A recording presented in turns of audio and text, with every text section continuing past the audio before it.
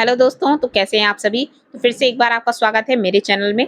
तो आज मैं कुछ और अमेजिंग सी टिप्स आप लोगों के लिए लेकर आ चुकी हूं। आई होप पहले की तरह इन टिप्स को भी आप पसंद करेंगे।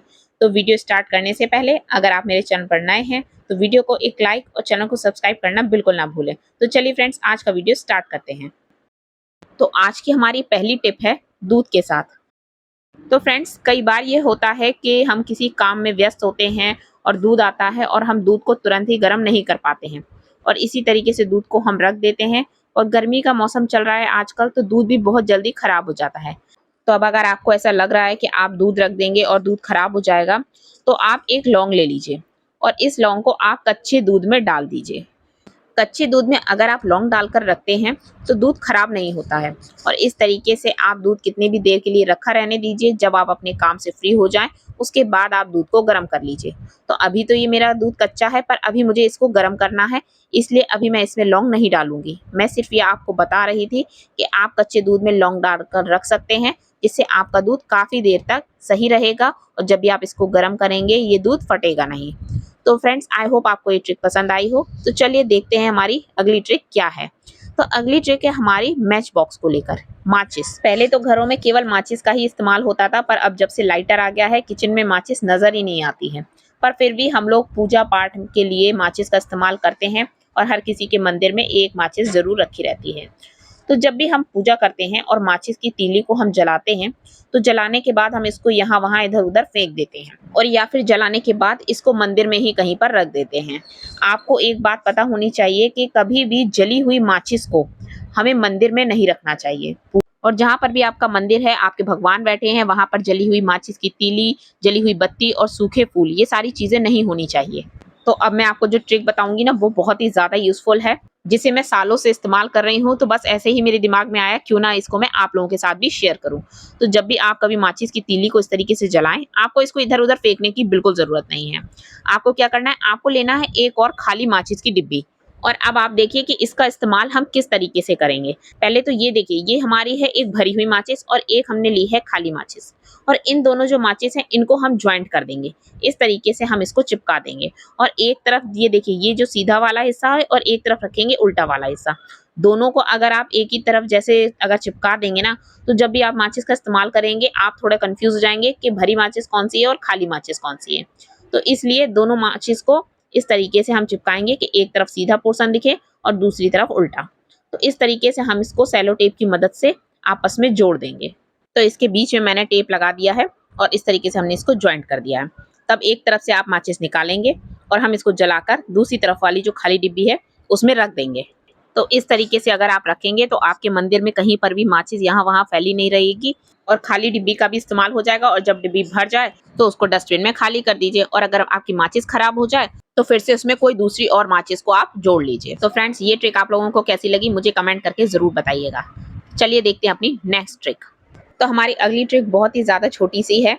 जब भी हम सेलो टेप का इस्तेमाल करते हैं तो सेलो टेप उसी में हम वापस चिपका देते हैं, जिसकी वजह से हम अगली बार जब इसको ढूंढते हैं तो ये हमें मिलता नहीं है। तो अब आप जब भी सेलो टेप को इस्तेमाल करने के बाद रखें तो इसको इस तरीके से मोड़ कर आप रखें। ये मैंने इसका एक कोना पकड़ा है और इसको दूसरी तरफ मोड़ दिया है इस तरीके से। तो इस तरीके से ये एक ट्रायंगल सा बन गया है और थोड़ा सा टेप बाहर की तरफ निकला हुआ है, जिससे आप जब भी दोबारा टेप को ढूंढेंगे तो आपका टेप वेस्ट भी नहीं होगा। इस तरीके से आप टेप को पूरा खोल लेंगे और खोलने के बाद आप इसका इस्तेमाल कर सकते हैं। इसके अलावा आप एक ट्रिक का और इस्तेमाल कर सकते हैं। जब भी आप सेलो टेप इस्तेमाल करें तो उसमें एक कोई भी लकड़ी लगा दें, और अगर आपके पास लकड़ी नहीं है तो टूथपिक आप लगा दें इस तरीके से।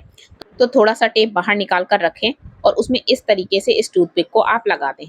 टूथपिक थोड़ी बड़ी है तो इसको हम कट कर लेंगे, वरना जब भी हम टेप को रखेंगे तो ये हमारे हाथों में लग जाएगी इसके इस्तेमाल करने से, इसलिए इसको हम काट देंगे। तो इस तरीके से ये लकड़ी इसमें लगी होगी। जब आप टेप का इस्तेमाल करना हो तो लकड़ी को निकालिए और टेप का इस्तेमाल करके वापस इस लकड़ी को उसी में लगा दीजिए इस तरीके से।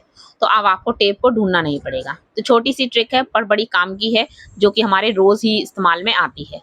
तो फ्रेंड्स, एक और ट्रिक मैं आपको बताती हूँ। माचिस से ही जो माचिस की खाली डिब्बियां होती हैं, इनका हम बहुत अच्छी तरीके से इस्तेमाल कर सकते हैं। कोई भी छोटी छोटी सी चीजें होती हैं, जैसे बटन्स वगैरह होते हैं, जब हम सिलाई वगैरह करते हैं तो कई बटन वगैरह कुछ ऐसी चीज़ें होती हैं बहुत छोटी-छोटी से, जिनको रखने के लिए हमारे पास डिब्बियाँ नहीं होती हैं, क्योंकि इतनी छोटी-सी चीज़ है, किसी बड़ी चीज़ में अगर हम रख देंगे तो भी हमें ये नहीं मिलेगी।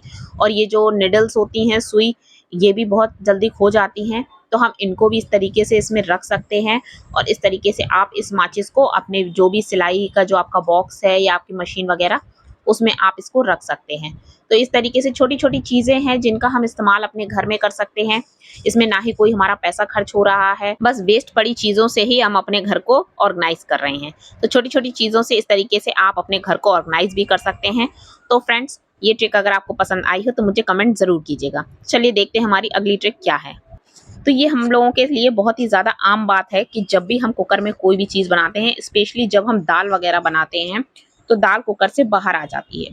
इसके लिए मैंने आपको पहले भी कई ट्रिक बताई हैं कि दाल बनाते समय दाल में थोड़ा-सा घी या ऑयल कुछ भी डाल दें, साथ में 1 चम्मच भी डाल दें, जिसकी वज़ह से दाल बिल्कुल बाहर नहीं आती है।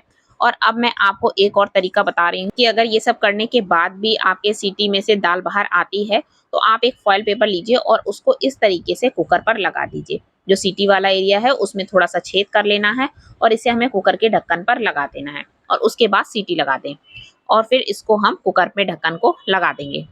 इसके बाद इस तरीके से आप दाल बनाकर देखिए, तो सीटी आने पर जो भी अगर दाल का पानी वगैरह या कुछ भी आपकी दाल वगैरह बाहर आती है, तो वो इस फॉइल पेपर के ऊपर आएगी, जिससे आपका जो ढक्कन है वो बिल्कुल भी गंदा नहीं होगा और उसको जो साफ करने की दिक्कत आपको होती है, वो बिल्कुल नहीं होगी। क्योंकि सभी बर्तनों में सबसे ज़्यादा कुकर को धुलने में समस्या आती है और इसको धुलने में बहुत ज़्यादा टाइम लगता है।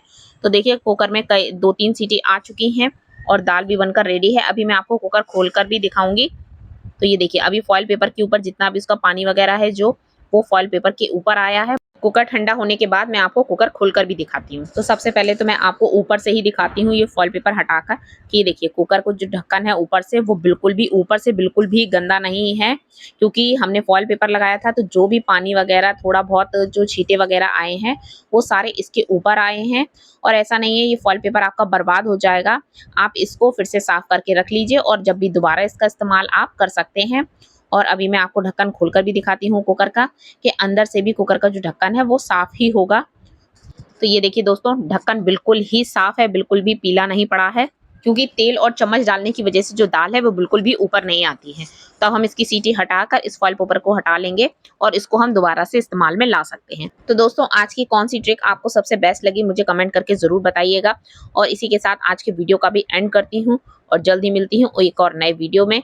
तब तक के लिए मेरे साथ जुड़े रहिए, चैनल को सब्सक्राइब करना और लाइक करना बिल्कुल मत भूलिएगा और हाँ, कमेंट भी ज़रूर करते रहिएगा। तो चलिए जल्द मिलते हैं, तब तक के लिए bye bye and take care.